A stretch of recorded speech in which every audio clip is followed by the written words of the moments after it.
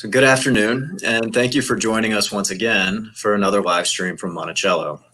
Again, my name is Brandon Dillard, and I'll be moderating today's live stream, which is also going to be a little different from some of the formats we've done in the past, because some of our colleagues live in different cities. And so to join us all together today, we're going to use the technology available to us to zoom in, so to speak, and have a bit more of a conversation that we started yesterday. Given, again, the events going on all around us and the fact that this week is Juneteenth, we wanted to make sure to continue this conversation about the majority of the history at Monticello, which is the majority of people who were enslaved. So today, we'll be talking more about some of our broader efforts.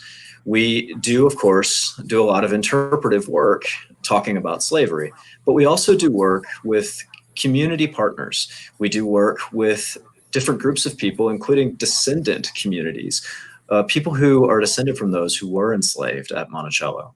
So I'm joined today by two colleagues, Gayle Jessup White, our Community Engagement Officer, and Nia Bates, the Director of African American History and Life and the Director of the Getting Word African American Oral History Project at Monticello.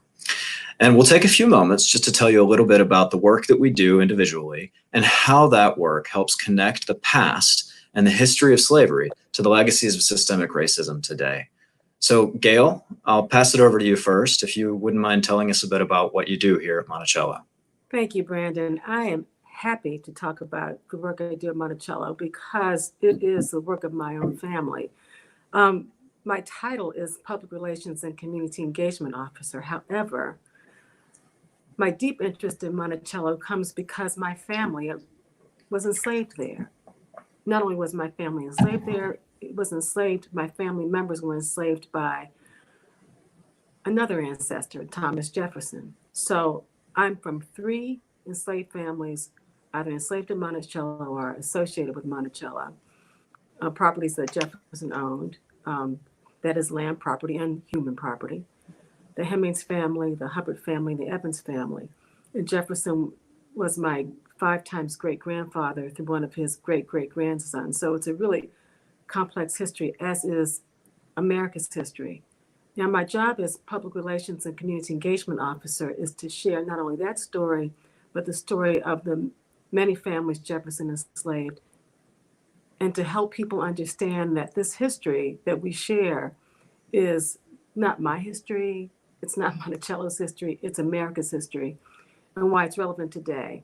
And to build those connections with the community, because we are there to support and to be partners with our regional community members and our national, and I dare say our international community as well. So that's my job. I have a lot of passion for it. I care about our work. I think it's essential to tell the story of the enslaved people who lived at Monticello, to humanize them. And we can talk a little bit more as we progress in the conversation about why that's essential, to humanize enslaved people. And I value this work, and I value Monticello for this opportunity I have to talk about our history and the history of African Americans, the history of American people. Nia? Thanks, Gayle. As always, it's a pleasure to work with my colleagues here at Monticello. I work very closely with both Brandon and Gayle in my role here as Director of African American History and the Getting Word African American Oral History Project. I started here at Monticello in 2014 as an intern in the Restoration Department, working with architectural historian and historic preservation architect Jody Hill, and our Director of Restoration, Gardner Halleck. And I was working with the two of them on the restoration project on Mulberry Row, researching slave quarters.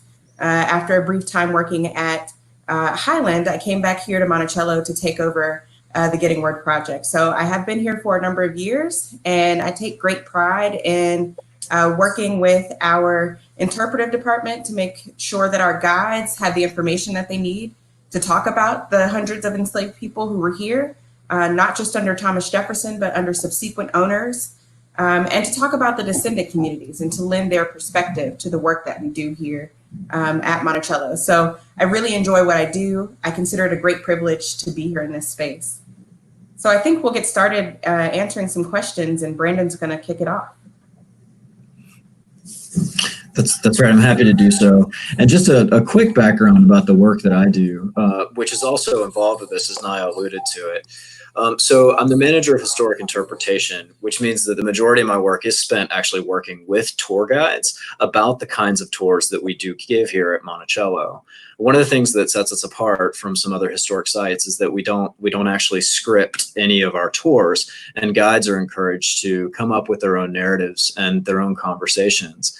And I've been here for 10 years. I actually started as a part-time tour guide and fell in love with the work and fell in love with the complicated history of this site.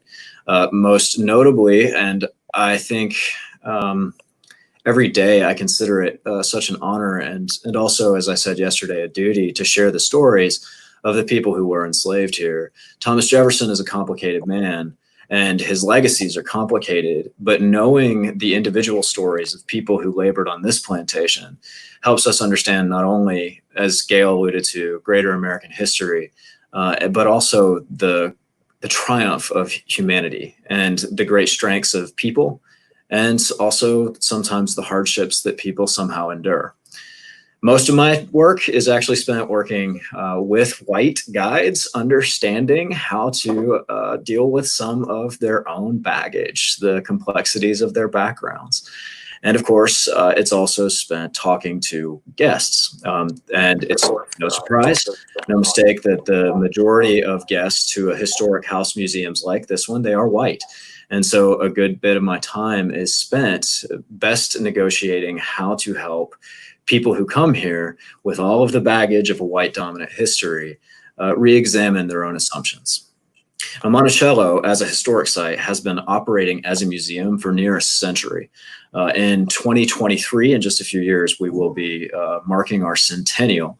And during that time, tours and the conversation here has developed and changed an awful lot.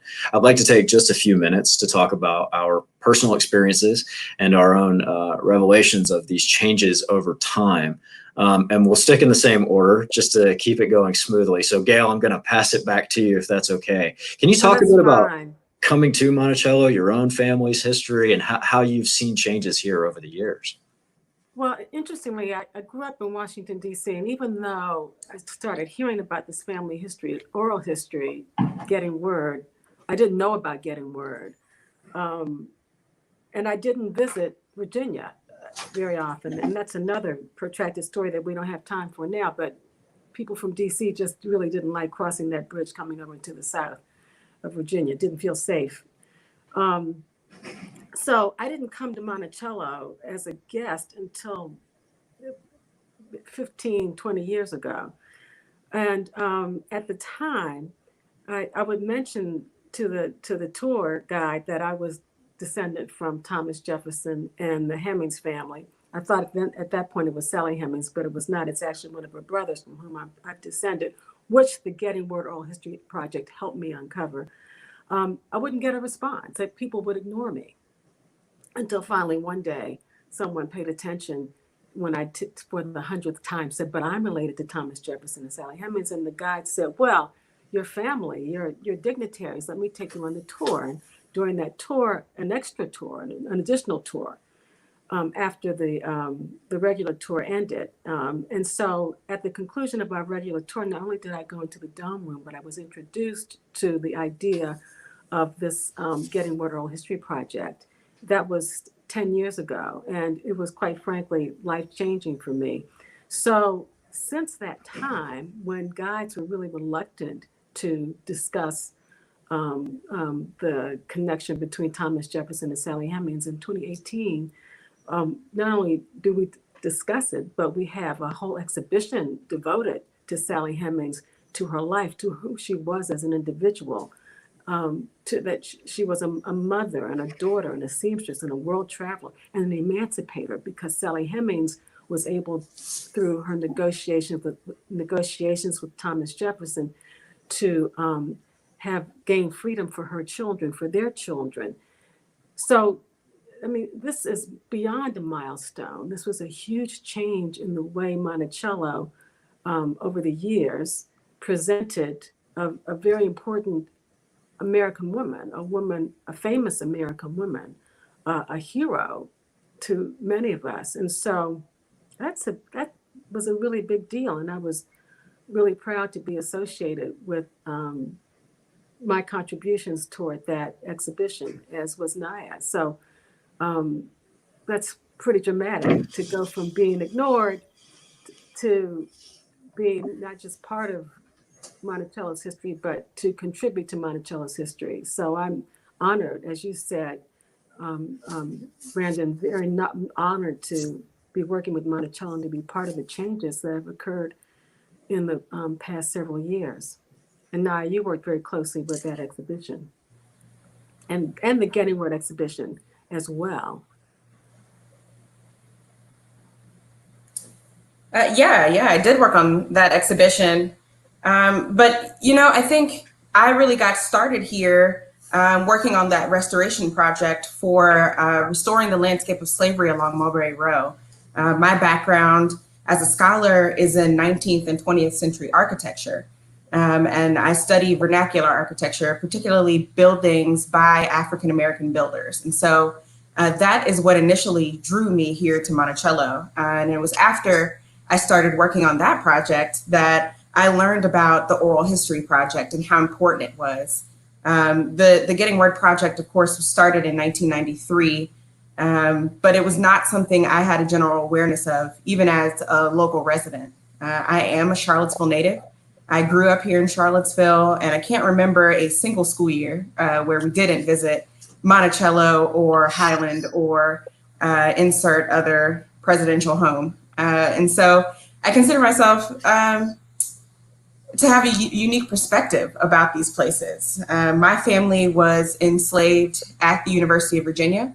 My family was also enslaved at the plantation of John Hartwell Cobb, who was one of Thomas Jefferson's good friends. And so I do have a personal investment in this history, but it was really that physical landscape, the material culture that drew me to Monticello. And since starting, I've had the privilege to learn about all of the ways that Monticello has worked to change the narrative about slavery here. So that work started with our archaeology team in the 80s. And of course, as an architectural historian, we work very closely with archaeology to understand the built environment, to understand the ways that Mulberry Row and this plantation have changed over time, and understanding how enslaved people use their own personal spaces, whether it's their slave quarters or their workspaces.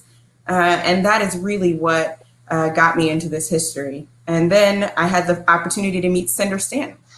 Cinder was the senior historian and the founder of the Getting Word Oral History Project. And it is Cinder's work that has really propelled the evolution of the story here at Monticello. She, and along with historian Diane Swan Wright, ran this oral history project from the beginning. And they really worked to capture those perspectives that we don't often include and who for centuries had been ignored. And so the special thing about the Sally Hemings exhibit is that it forefronts the knowledge of the descendant community. It forefronts their stories. It gives us a platform to share their oral history and to treat it as valuable as any of our other sources. And so that has been one of the biggest and most significant changes to the way that we talk about slavery over time. And if I could jump in, Brandon, I just want to add this. Naya mentioned the landscape. Well, in fact, archaeologists have been working on excavating and finding out more information about the enslaved people since the decades, literally decades. So it's not that the work wasn't being done. But what has happened, it seems to me, in the past few years, is that there's balance. The lives of the enslaved and their stories are being given equal weight to the life of Thomas Jefferson and his family members. If it weren't for the enslaved people who helped him, who built the plantation, who built Monticello, who gave him that freedom. Freedom is the operative word here. They gave him freedom to think, to process, to do all the great things that Jefferson did, and Jefferson cannot be dismissed. He did write the Declaration of Independence. We can never forget that. Martin Luther King referred to the Declaration of Independence for the March for Jobs and Freedom in Washington, D.C. in 1963. We can't dismiss Jefferson, but we can't dismiss how he was able to do that. Those who labor for my happiness, those are his words. So the people he enslaved, I would argue, are as essential as Thomas Jefferson. And those are the stories that we tell. That's the story that I'm honored to tell when I talk about enslavement at Monticello and when I talk about my own family. But Monticello's been working toward this for many, many, many years.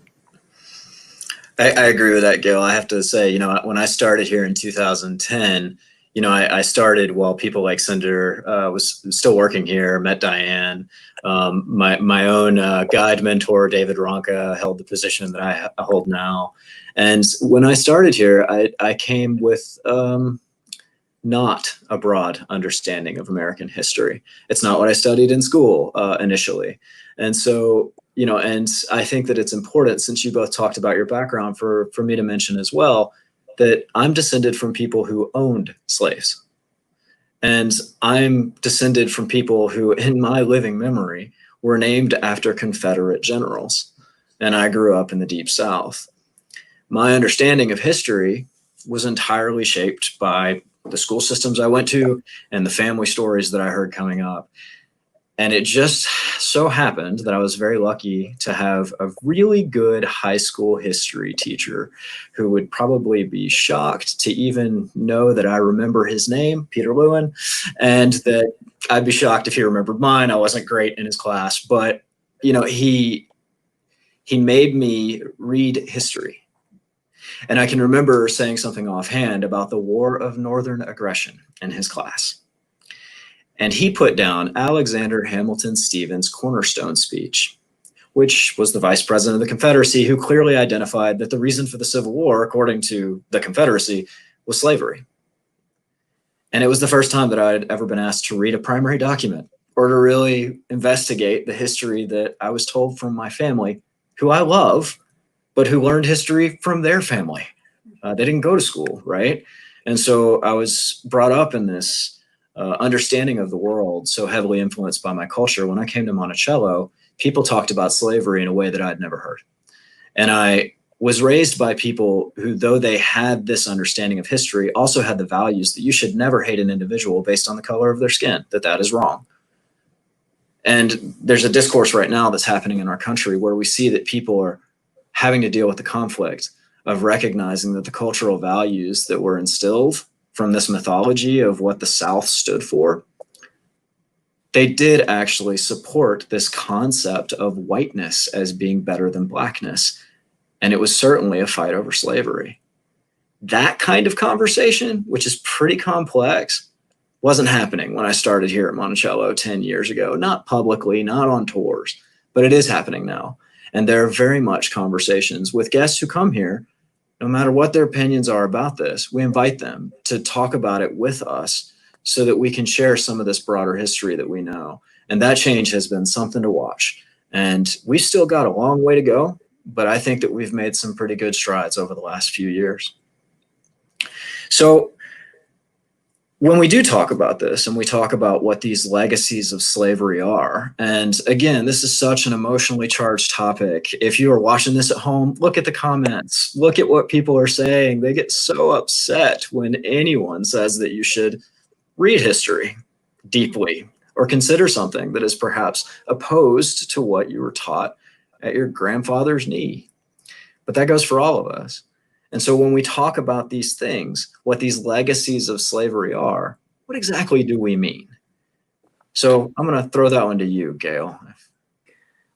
Thank you for doing that, Brandon, because there's a clear line from slavery to failed Reconstruction to Jim Crow or legalized bigotry, racism, and discrimination to what we're experiencing today.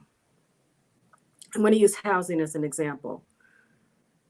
So covenances until 1968 made it legal to discriminate against Black people.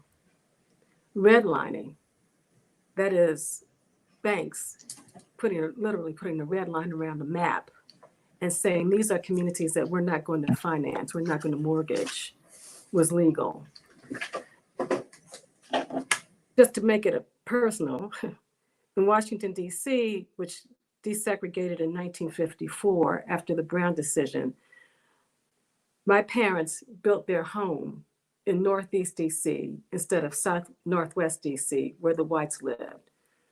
Same house, designed by my uncle, designed after the homes they saw in Northwest D.C. Same house, sold 20 years ago for about 25% of what the same house would have in Northwest D.C.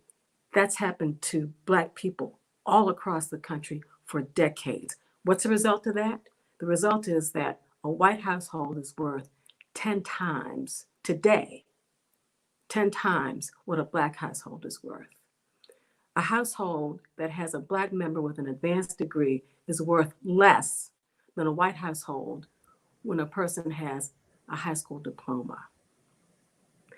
And that's because so many Americans built their wealth in their homes, and Black people couldn't buy homes, couldn't get homes financed. When they couldn't buy them in neighborhoods where their values would increase, couldn't get equity, couldn't take money out of their homes in order to buy stock and build wealth.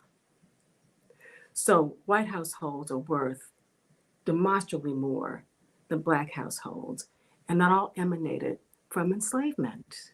Enslavement, Jim Crow, covenances, pain, economic pain that goes on today. And we could talk about health disparities. We could talk about the numbers of Black people dying, contracting COVID-19 and dying and not getting treated. 33% of the cases of COVID-19 are held by Black people. Black people only make up 13% of the population, and the numbers of deaths are skyrocketing. 20,000 people. That's, what's that, like 20% of the numbers? I think it's more than 100,000 people right now. So that's a little less than 20% of the people dying from COVID-19 are Black people. These are visible vestiges of enslavement. So much hasn't changed. Home ownership among Blacks is 40% compared to 70% among whites. And let's not mention Black people getting killed just walking through a neighborhood, or harassed just watching birds in a park, or killed in their own homes watching TV or sleeping. And that's because I think, in part, Black people have been dehumanized from the moment they were brought onto this continent. Black people are not seen as whole. Black people's lives are devalued. So these are vestiges of slavery that we still live with.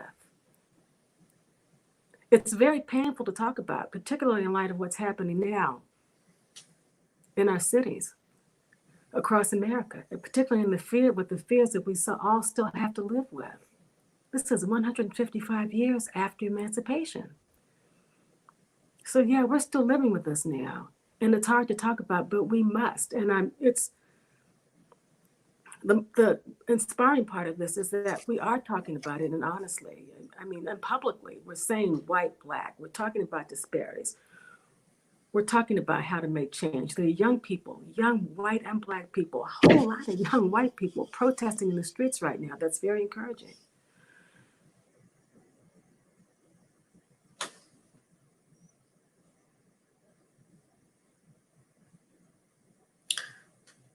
Naya, why don't you pick up there? It looks like Gayle might have frozen. Yeah, I think we did lose Gayle there for a second. But I think you've both highlighted something important, and I think it's important to hammer home this point that one of the most profound and enduring legacies of slavery is this idea, or is the idea of white supremacy. It is racism. That is the most enduring legacy of slavery. It impacts all parts of our society, whether it's employment or health or education. And that's hard. That's something that we have to get our visitors to talk about when they come here. And that's not an easy conversation to have. We are in a unique position as a World Heritage Site, being the only American plantation that is a World Heritage Site dedicated to the study of slavery. And so part of our responsibility here is to fill a void in the public education received by most of our nation's students. So in 2018, the Southern Poverty Law Center, along with Teaching Tolerance, came out with a report that detailed the fundamental ways that American education gets the Civil War and slavery wrong in our classrooms. And so people, when they come here, our visitors, they've been miseducated on the topic. And we have to step into that gap as a historic site and as public educators to fill that gap. So we have a number of programs where people engage this conversation about the legacies of slavery. They can see our exhibitions here on site. They can look at our Paradox of Liberty exhibition, which is currently open at the Black History Museum of Virginia, whenever we're allowed to safely invite people back to see the exhibit in person. We also have online exhibitions, electronic field trips, and live virtual tours where we engage people every day in hard conversations about slavery and our past. And so we have such great interpreters here who are carrying forward some of the best conversations that we can have in this moment to really address some of these lingering inequities in our society by understanding their foundation in slavery. And for us, in the foundation of slavery at Monticello under Thomas Jefferson. And I think, so quickly, just so everyone knows, I just got a message that Gayle's power went out. So we'll see if she can rejoin us in a minute. There are limitations to this technology, obviously. But in the meantime, I mean, I think there's plenty here to talk about. And I think that when we talk about understanding the legacies of slavery, there are obvious inequities that exist based on race in the United States of America. These inequities, they work both ways. And I'm going to talk about something here that I think is really quite a challenge for many people, and that's the concept of white privilege.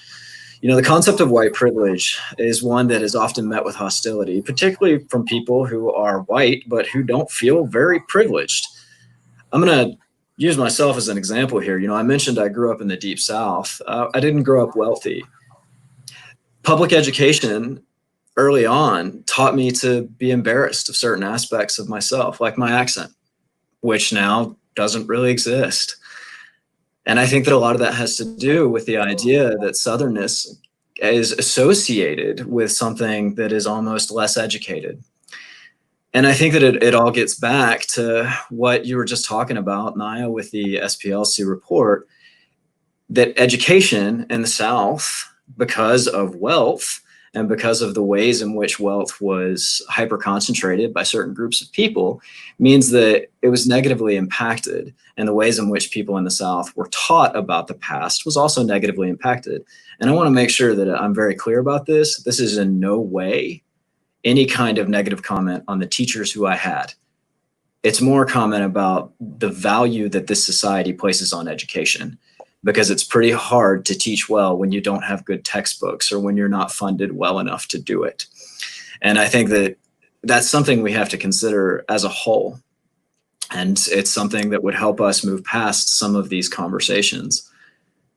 It's hard for white people to grapple with white privilege as a concept when they live paycheck to paycheck. But white privilege doesn't mean that just because you are white, you are privileged. White privilege means that your life is not harder because you are white. And in the United States of America, a country where race played a profound impact in the development of the political hierarchy of this land, these things, of course, have an impact today. And a lot of people, when they talk about this, and we get this comment a lot at Monticello, and you can see it in the comments here, people say things like, well, slavery has always existed. What about white people who were treated as though they were others, and racism has existed against them too? That's not really the point here, is that slavery has always existed. Slavery still exists. There are 34 million people who are estimated to be enslaved right now by the World Health Organization. And that's horrible. And we as a people must do something about that. But race-based slavery, which is the kind of slavery that existed at Monticello, which is why we talk about it, is the kind of slavery that was based on this false idea that people with darker skin are somehow inferior to people with lighter skin. And you can read all about Thomas Jefferson's thoughts on that in Query 14 on Notes in the State of Virginia, where he very clearly lays that out.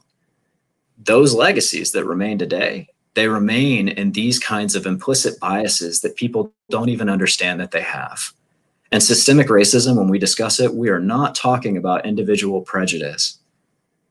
It's a longer cultural process where people are unaware of the realities and the truths that they hold. And it's absolutely paramount for us as citizens in this country, if we want to believe in freedom and equality for everyone, to investigate those biases we were brought up with and to use critical thinking to think about ourselves. So listen, I want to say welcome back to Gayle. It looks like you're here. Yeah, absolutely. And we're starting to get some questions from online. So I'd like to take a few of those, and we can talk a little bit more about some things that people are interested in. Naya, this one's a good one for you, an easy one. I know the answer. We have a question from Tiffany. She wants to know if the Hemmings family has taken part in the Getting Word project. You both can answer that, but Naya, I'll let you start. I almost think it's more appropriate to let Gayle respond to that question as a member of the Hemmings family. But yes, members of the Hemmings family participate in the Getting Word project. In fact, some of the very first interviews that we did in 1993 were with members of the Hemmings family. We connected with them very early on in this project through a genealogist and a historian working in Ohio. Her name was Beverly Gray, and she was a longtime consultant on the project. So she helped us build relationships with the Hemmings family, and we have so many members of that family who are part of the project. Of course, the Getting Word project also documents all of the other enslaved families who were here. So we have members of the Granger family, the Hubbards, the Gillettes, the Hughes, and all the other families who were enslaved here. So that is one of the best parts about my work here with the Getting Word project. Yeah, that's the Hemmings family was the largest enslaved family at Monticello, enslaved there for generations. And Elizabeth Hemmings was the matriarch of that family. She was my great-great-great-great-grandmother. And the Hemmingses, as Naya said, have been involved in the Getting Word, or the Descendants, since the Getting Word Oral History Project started in 1993. I would like to say also that Cinder Stanton is my mentor and a patron saint among the descendants of enslaved families at Monticello. And those families are growing all the time, thanks to the work that Naya's done and with her associate Aurelia Crawford. And with the descendants themselves who reach out to other family members, many of whom didn't know that they had this legacy that we all value and cherish. So in 2018, when we opened the Sally Hemmings exhibition, some 300 of us came to Monticello for a reunion, the largest of its kind in modern history. And it was amazing that many of us who were just meeting for the first time felt this connection. We felt we were family and we felt it. And Monticello made that happen for us. The great work that Naya's done and Aurelia and Cinder before her and Diane, it's been, as I said earlier, life-changing because that history means a lot to us. And because we feel that we represent the strength of America and the resilience of a people. Our ancestors more than let enslavement beat them down, and enslavement was horrible. Some people come to Monticello and say, oh, Jefferson wasn't so bad. Well, Jefferson was an enslaver, period. Jefferson didn't whip people, no, but he allowed his overseers to whip people, among them one of my ancestors. So this history should be learned by every American because it's every American's history. Every American must know. And you spoke about white privilege. I missed a lot of that conversation because I had an electricity blackout. But every American must know that they owe, whether they're living paycheck to paycheck or whether they're among the 1%, that they're living as they do because America was built on the backs of Black people. Black bodies were used for white privilege. And we tell that story at Monticello. And we tell it because we know more about enslaved people than any other plantation in the United States of America. And we tell it because we know how important it is to understand our history, lest we repeat it. That's not to suggest that we will go back to slavery. That is to suggest, however, that brown faces like mine can be dehumanized the way brown faces of my ancestors were dehumanized. So that's why this history is important. And it's scary to talk about for people. It hurts people to hear this. It hurts people to hear that their hero, Thomas Jefferson, was flawed. But guess what?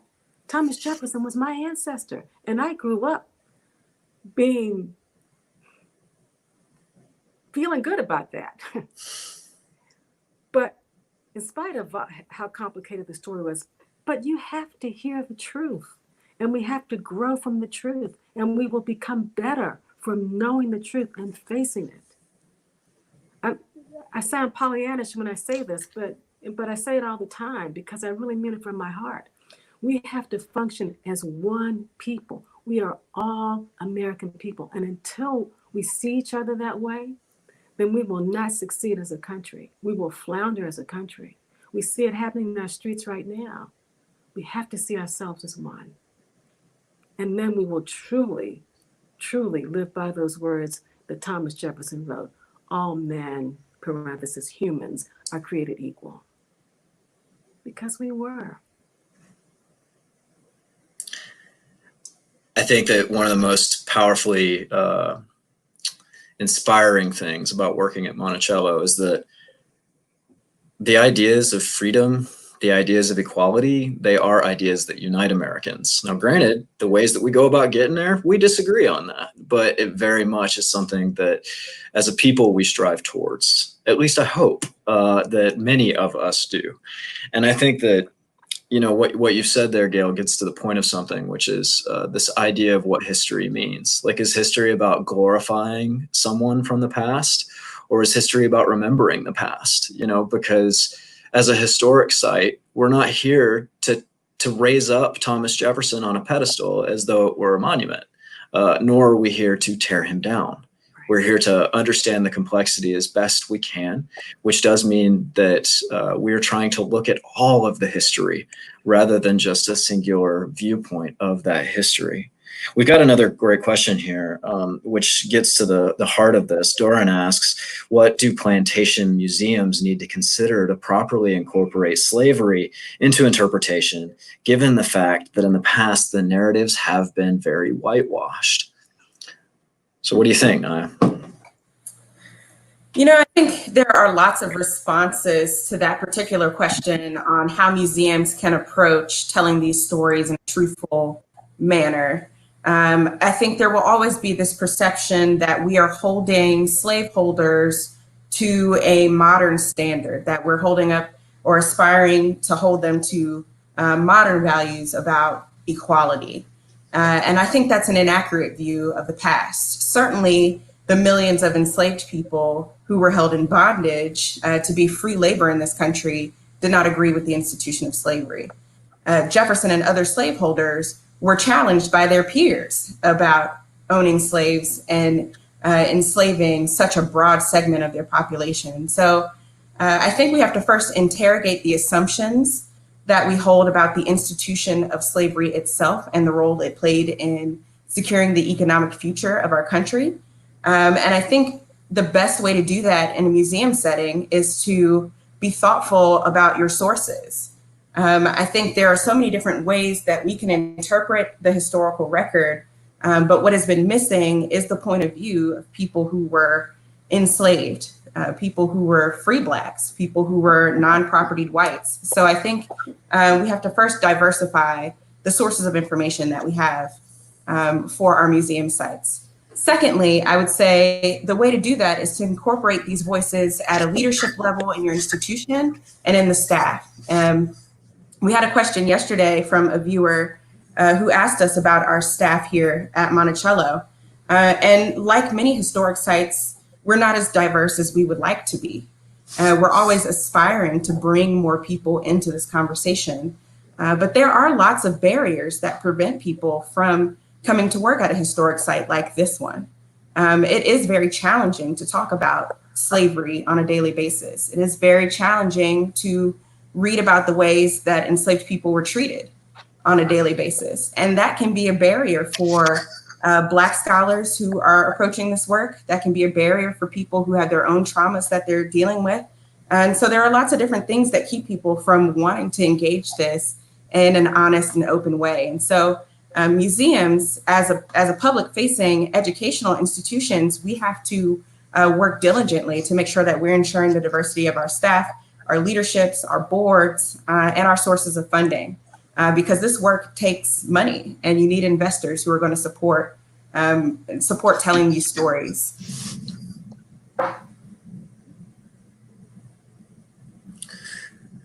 So I think that we've gotten a question here that relates to this, actually, and it's a challenging one, but I think it's one that we absolutely should address.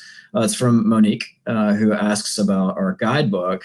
She said that she read in our guidebook that Jefferson incorporated Enlightenment thinking into the management of his slave force. And could you please elaborate on how Enlightenment thinking exactly applies to the hard enslavement of human beings? So let's talk about that for a minute and what that means. I'll begin by saying this. It needs to be edited, and we're going to do that.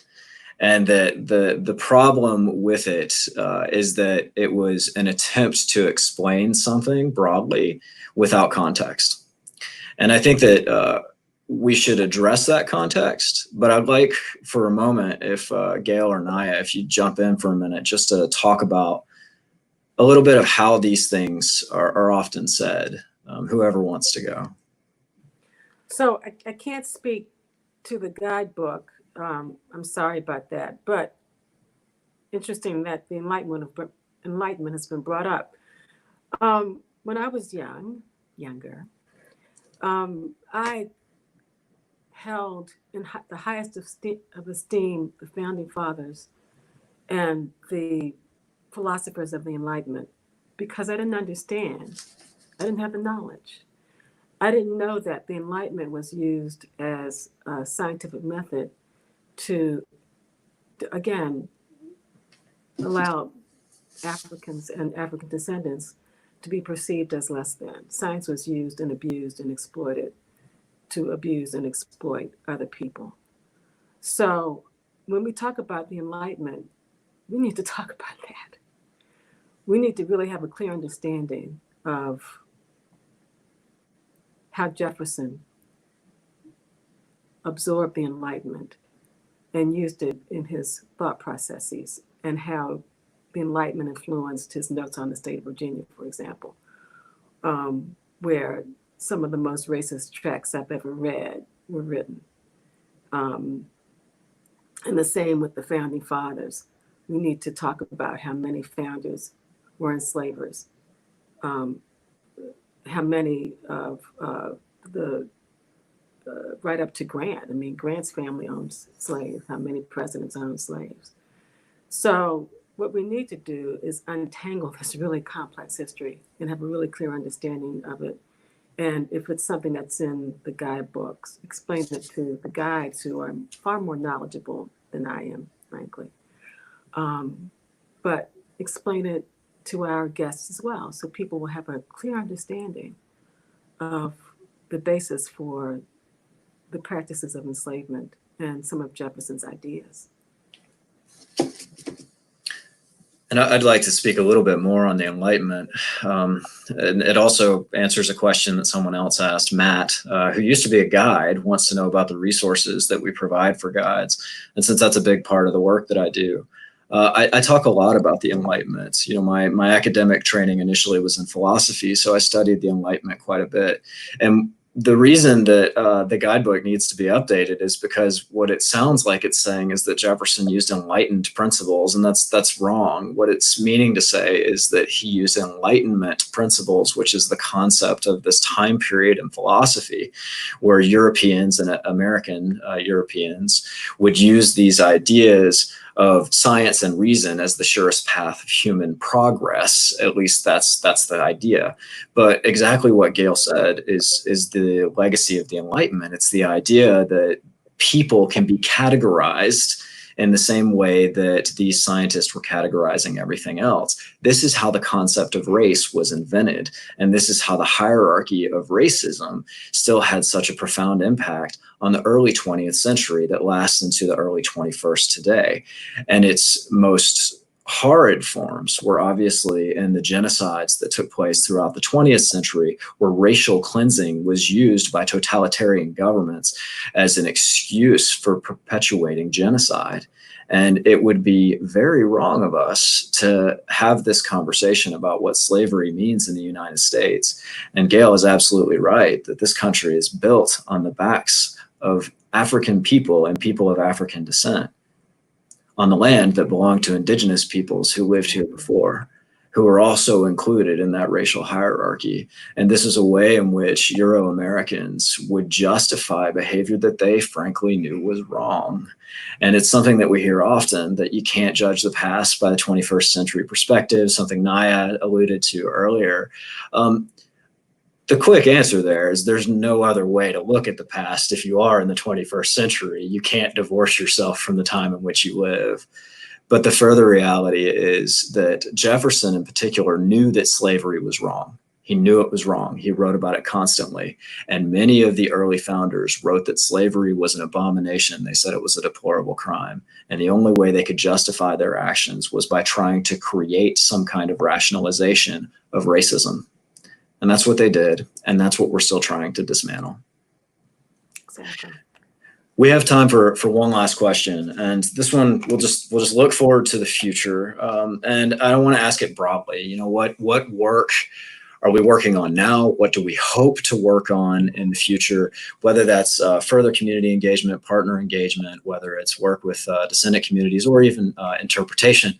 What do we hope? What do we hope might happen? Gayle, can we start with you? So, sure.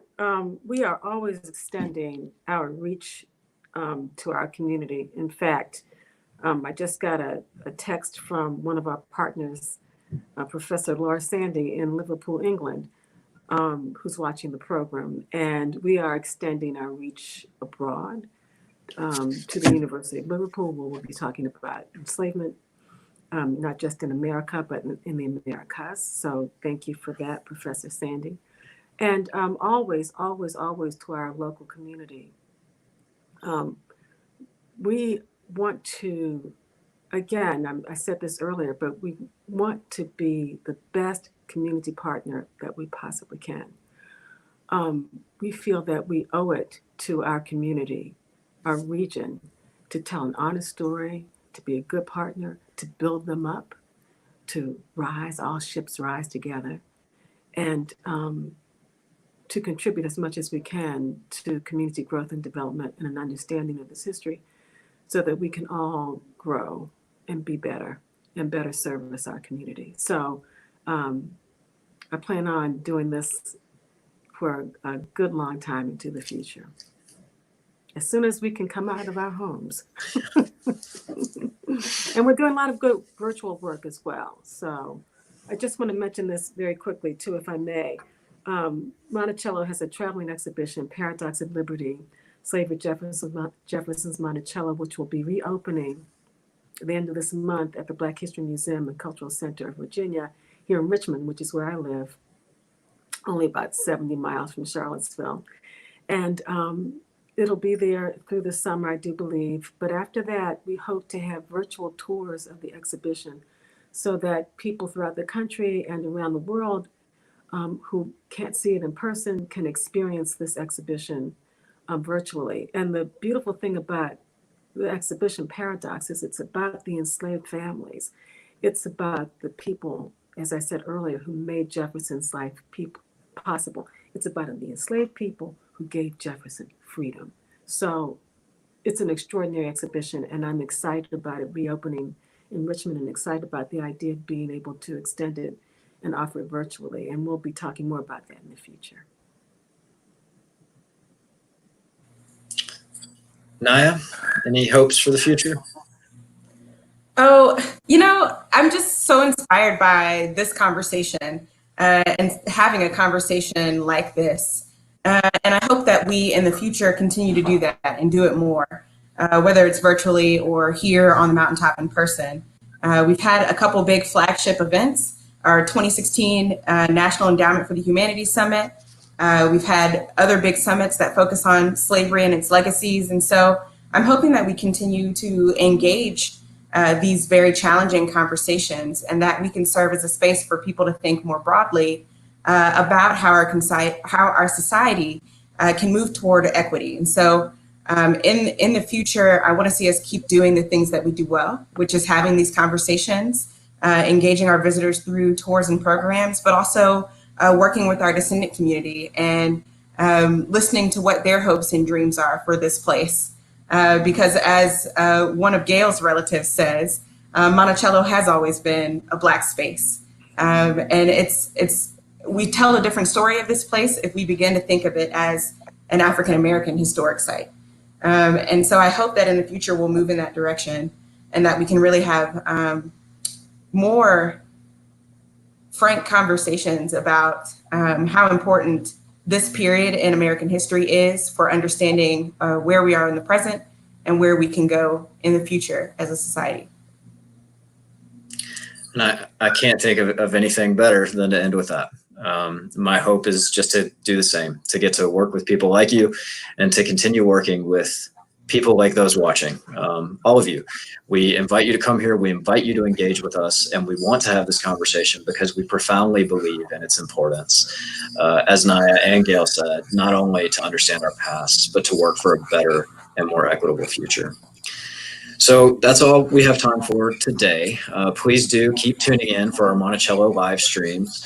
Tomorrow on our Teach Monticello Facebook channel, we'll be talking about how parents and teachers can talk about the very challenging topic of slavery with children, and we'll give some book recommendations. And of course, Friday again is Juneteenth, a national day of remembrance and celebration for the legal end of slavery in this country. And we'll hope to continue providing a place to foster these conversations moving forward. Thank you all so much for joining us. Thank you thanks for very tuning in. much.